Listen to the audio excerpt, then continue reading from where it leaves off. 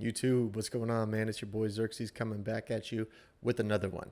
Apologies for this taking a while to get the video out. I was out of town on business for a while, so I haven't been able to blast as much as I would have liked in the early goings. But as you can see, we are level 82, and the build is feeling pretty good right now. So I actually recorded a video earlier, and the video got jacked up. So I'm going to finish running this map that I had already put in there. It's a T11 map, and so I'll show you what the build plays like, and then we'll come back and go over the gear. So let's get into it.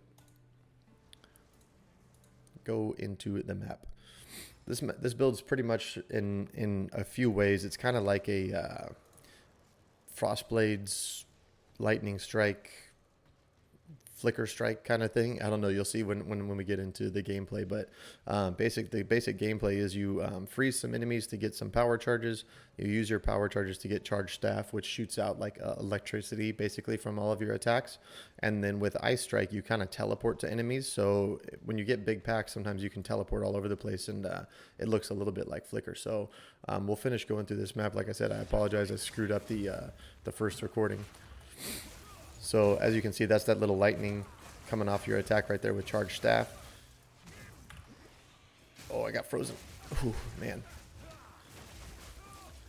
And then you basically just have to pop charged staff every once in a while to keep your electricity going. So there's a rare right there. We'll use the bell to blow the rare up. Some of the rares are pretty rough in this game, so I actually have Storm Wave on here to kill enemies from a distance, just because there's so many goddamn on-death effects that it can be kind of rippy when you get near a rare monster. So make sure we pop our lightning thing, and then we'll just go through here. And basic gameplay loop is shattering palm to enemies and then just blow them up. And then when you get like big packs, sometimes you can, like I said, the Ice Strike will kind of teleport you all over the place. So I've had some chains where I've teleported like, a whole screen or two away just by using Ice Strike. So, oh God, see, this is my biggest pet peeve. And like this one, it doesn't really matter too much because I haven't gone that way. But one thing I really think they need to change is just putting rares like on the map, just let you know where they are. Because, I've had maps where I've gone all the way down here, and then I get to the end and they're like, oh, hey, there's a rare right here that you didn't kill, and you got to run your ass all the way back. It feels real bad. So excuse me, because I'm gonna have to run all the way over here, but I'll kill those couple of rares, finish the map, and then we'll go over all the gear and stuff. Game feels pretty good so far. The gameplay is really fun, but there just are a couple of qualms that I have that I think that they probably will end up fixing at some point. Also, if my voice sounds like shit, it's because I'm feeling a little sick, so apologies for that.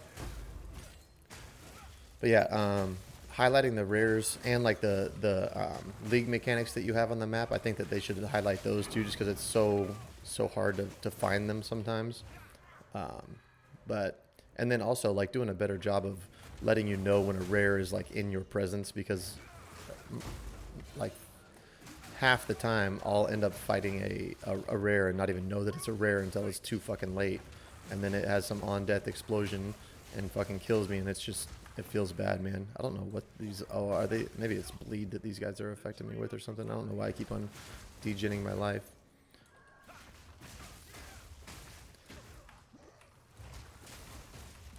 Okay, let's kill these couple rares right here. So that's one thing you can do too, is you can pop the bell and then like dash away and kill them with your storm wave, because like I said, sometimes they have those on death explosions, and it feels bad, man, when you're on top of them and they just kill you with the on death explosion. So that's the map done there. Let's go back to the hideout and I'll show you how I put the character together. Okay, so let's just go over the gear real quick. I don't know that I mentioned this, but this is a solo self-found character, so my gear is like absolute shit. I'm working on getting better stuff. That's kind of another problem that I have with the game, is just crafting, especially when you're in solo self-found. It feels just not intuitive and not good. So hopefully they'll make some changes to that. But I'll just kind of highlight every piece of gear real quick. Like I said, nothing special. Every piece of gear is pretty much just life resist and a little bit of damage when I could get it. So there's the mask. The vest has just life resist. Same thing here with some resist and chaos res. If that accuracy rating on my gloves was life, that would be like GG gloves. These are actually pretty good. My belt sucks ass, just life and resist. And same thing with the boots. Move speed, life, resist. Though the quarter staff that I have, ideally I would like this to be triple LE, I think, with cold damage instead of accuracy rating. I might at some point throw the chaos on this, but I just don't want to brick one of these damages and lose all my damage. So for now, this is the best one that I've been able to find. On the skills, we'll just go over these real quick. We're running Unbound Avatar with Persistence for more duration, and then these are just plus level of gems. I think these give you a tiny bit more duration, so it's 14 seconds. If I take this off, it's 13.86, so it's not much, but I think right now there's not a whole lot else that you can put on there. For the Tempest spell, we have more damage to low life enemies with Rage on melee hit, more AoE, and chance to ignite. This has to deal with the passive tree. I'll show that later. And then Ice Strike, you want to get quality on Ice Strike first and foremost. The more attack speed feels really good. And then Martial Tempo with even more attack speed, Primal Armament, Close Combat, and Conk Effect. Then Herald of Ice, we basically just have Elemental Focus on here. And then Storm Wave, like I said, I use this pretty much just to kill rares from a distance and to shock enemies. So we have chance to shock in a radius with Lightning Pin and more attack damage. You could put increased chance to shock on here too. I might end up throwing that on there at some point. And then Shattering Palm with Blind. So as soon as you dash into enemies, you blind them. So helps with not getting hit, and then more AoE and Cold Infusion. Combat Frenzy, this is how we generate our power charges that we have to use to get the electrical current from charged staff. So you basically just get up to max power charges because we change our frenzy charges to power charges through the tree, and then you use those to empower your charged staff. And on here we have Profusion, so this just has a 50% chance that you don't consume the charges. To grant an additional charge, excuse me. So this gives us potentially one extra charge, and then on charge staff we have the one that makes it to where we don't consume them. So let's get back up here. Ghost Dance, just to get more ES and survivability. This actually, I didn't have a lot of ES at first, and I switched some of my gear to get a little bit more, so I have like 710 now. And Ghost Dance actually feels really good in terms of survivability. And then Wind Dancer for more evasion, with Cannibalism for that life recovered on kill. And then Charge Staff is just Innervate with Perpetual Charge and Maim. So that goes over the skills. We've gone over the gear. Let's go over the passive tree. So initially, I took Blizzard first. I Shall Rage with Unbound Avatar second. Then initially I spec'd up here, but I found this amulet that had 40 spirit on it, and I was getting like not much more than 40 by doing this, I think, because my gear is shit. And so I ended up specking out of this, and I spec'd over to the critical hits ignore monster elemental resistances. Feels much better, so we don't need to worry too much about a pin and stuff. I do have a little bit of pin on some of my skills just in case I don't hit a crit, but I think our crit chance is something like 40% right now, so this is up quite a bit of the time. On the amulet too, I don't know if I mentioned this, but I just used a couple of basic oils to get increased evasion while on full life. So the tree, it's pretty standard compared to what I've seen a lot of other monks doing. Basically just going up through here, getting a little bit of crit and ES and evasion. We go for some attack speed here.